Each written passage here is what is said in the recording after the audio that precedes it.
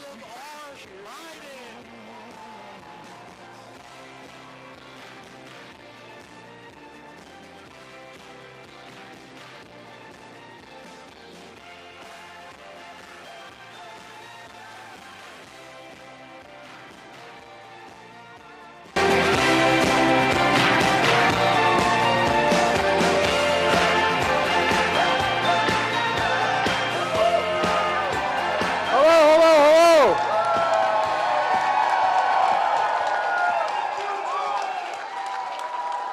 Well, your patience exceeds your good judgment.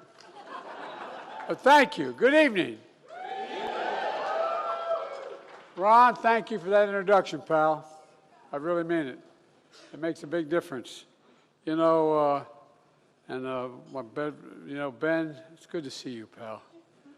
How the hell you keep all your hair and have lost all mine? Your long-time leadership in Nebraska, you've been a friend a long time. Well, he's not here tonight. I've been talking to him lately. I couldn't come to Nebraska without mentioning my buddy Bob Kerrey. Bob not only won the Medal of Honor, which we all know, but he's a genuine patriot and a true and loyal friend, no matter what the circumstance. Folks, to Mayor John Ewing of Omaha, the award winners and union leaders, including Private First Class Harry Dunn, another true patriot. Another true patriot. I was a pretty good football player. Believe it or not, I was a runt, but I was a pretty good football player. I was a flanker back. And if I had him running in front of me, man, I could have been an All-American.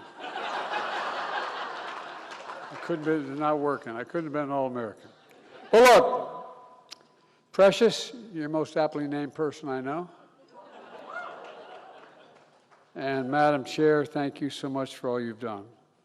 And Governor Andy Beshear, Kentucky. Andy may have had to leave, but I've spent a lot of time with Andy when I was vice president and as president. Kentucky got the living hell kicked out of him by the weather. I mean, I've been to every part of that state, working like hell just to keep it open. And I mean it sincerely. This is a guy who knows what he's doing. He does it well. And he doesn't ask whether it's a red or blue part of the state. He just gets it done.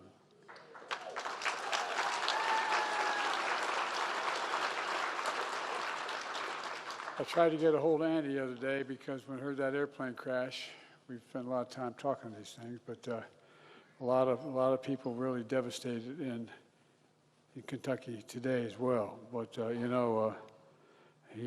he's always there. The Louisville airport and their families are really hurting right now. And, we're keeping all of you, all of them in our hearts and our prayers. Look, folks, it's good to be back in Nebraska.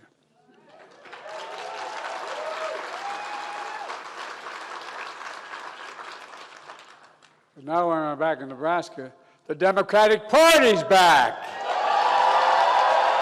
The Democratic Party's back. That's not hyperbole.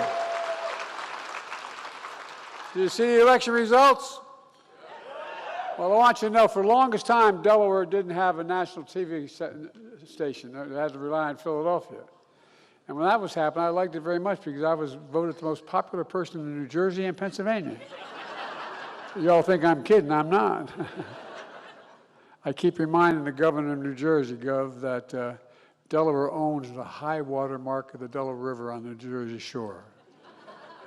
Well, look, folks, the fact is that we had a great night in Virginia, New Jersey, Pennsylvania, California, New York City, Georgia, Mississippi, even in Mississippi.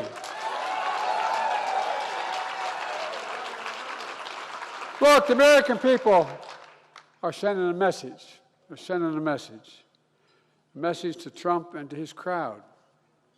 And look, folks, I just want you to know, you work for us, Mr. President. We don't work for you.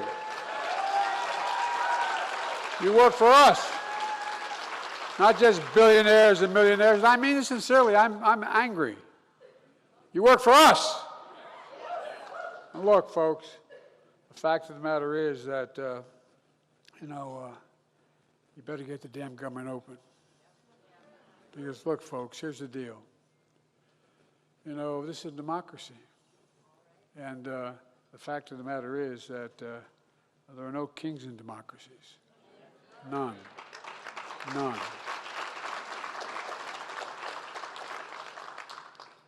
But you act in a way that embarrasses us as a nation, quite frankly.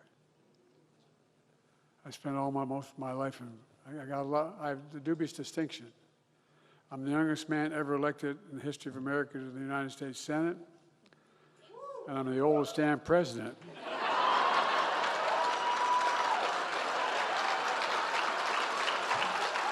Ooh. Ooh.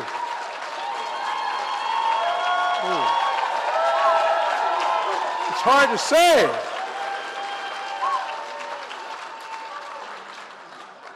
I feel like I'm 40, but I've turned it twice plus 3. Look, folks, I want to begin by saying thank you, because I'll be forever grateful that you made me the 46th President of the United States of America. And I'm proud of the work we've gotten done over the years. Together, we had COVID administered to 200 million vaccines we put in people. And we lost 1,500,000 people because of the incompetence of the last administration. In the first 100 days, we did that by saving millions of lives. We left no neighbor behind, no matter how poor it was. We were there with docs in place. Together, we put America back to work. We created 14 million new jobs, 600,000 of those jobs in manufacturing. We made more things in America to get more jobs created in any 4 years of any president in American history. Together, we made the largest ever investment in America's infrastructure to rebuild our roads, our bridges, our ports, our airports, our dams. We connected everyone in America to the internet. Everyone. The internet's as important today as electricity was back in Roosevelt's time. We enacted the PACT Act, the business expansion of benefits, expansion of benefits and services to toxic exposed veterans like my son in all of history. And America continued to lead the world. One of the reasons Barack asked me to be vice president was because of my background in foreign policy. Because I've had the dubious distinction, only because I've been hanging around. I know every major foreign leader since 1974. But folks, we rule. We got the respect of the world, not just because of the example of our power, but the power of our example. That's why the world followed us. Not a joke. When I was president, wages were up and inflation was down. More people had health care than ever before in all of American history. And one of the proudest things I did as president was cut child poverty in half in America. But now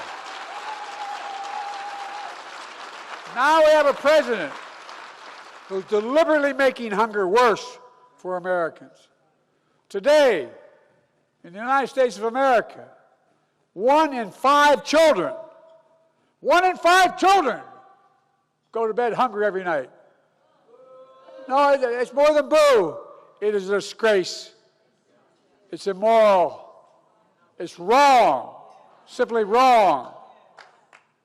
By the way, did anyone see a Halloween party Trump threw for himself and his friends? No, down in Mar-a-Lago. I thought it was an example of who he is. The theme of the Halloween party at Mar-a-Lago on Halloween was The Great Gatsby. On Friday, everyone dressed up like the rich folks they are from the War in 20s, though. And on Saturday, he cut assistance to 40 million food assistance to 40 million Americans. The next day, he holds his party for the world to see, make a fool of himself. And he cuts food assistance. You can't make this stuff up. Folks, When I left the president, I knew Trump was going to take a wrecking ball of the country. But I had no idea. I have to admit, I didn't know it was going to be an actual wrecking ball. Anyone see what he's done to the east wing of the People's House, the White House? It's a perfect symbol of his presidency. Trump is taking a wrecking ball not only to the People's House, but to the Constitution, to the rule of law, to our very democracy. And yet while doing this, Trump at the same time can provide, recently, on his own account, $40 billion line of credit to Argentina without even the government voting for it? Who in the hell does he think he is? No, I'm serious. I'm not kidding about this. You may remember when I was running the first time around, I talked about I was worried about the protection of democracy. I thought it was literally at risk. But I cannot find the money that he's blown away to feed all those kids. The family farms in Nebraska. Many of them are going bankrupt because Donald Trump starts this ridiculous trade war, which I hope the Supreme Court will finally step up and have some backbone and say he had no right to do it.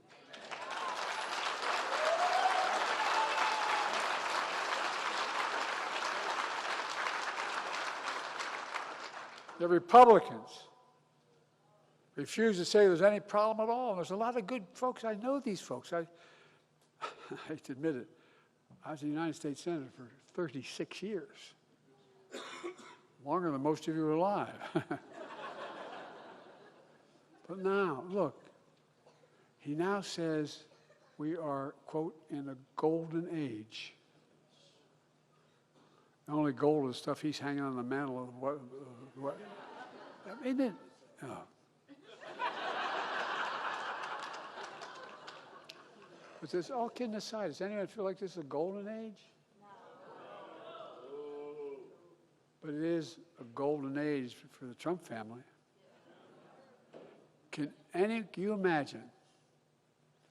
Has anyone noticed how much the Trump family has made while he's been president, put in their pocket? Reported $1.8 billion. Can you imagine if any other president in American history did that? Can you imagine what happened?